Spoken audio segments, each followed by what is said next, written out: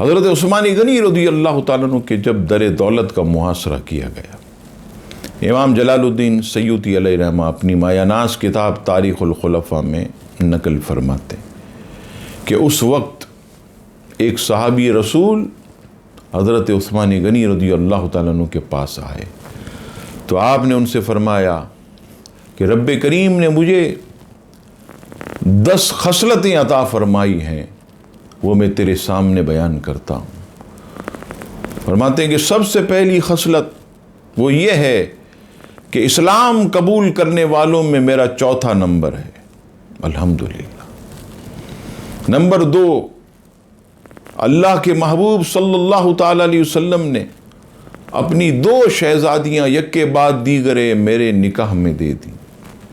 Number 3، میں کبھی گانا بجانے میں شریک نہیں ہوا۔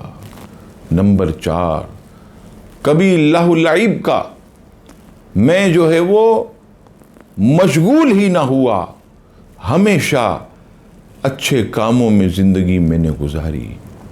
نمبر 5، کبھی کسی برائی اور بدی کی تمنا میں نے نہ کی۔ نمبر 6، جب سے نبی پاک صلی اللہ تعالی علیہ وسلم نے میرے سیدھے ہاتھ کا فرمایا کہ یہ میرا ہاتھ، یہ عثمان کا ہاتھ ہے، اس سیدھے ہاتھ سے میں نے کبھی بھی اپنی شرمگاہ کو نہیں چھوا۔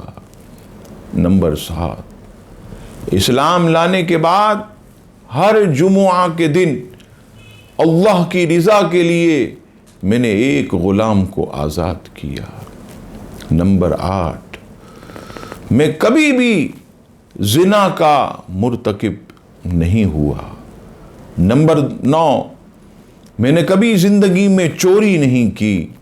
اور نمبر 10، زمانہ رسول صلی اللہ تعالی علیہ وسلم کے مطابق میں نے قرآن مجید فرقان حمید کو جمع کیا۔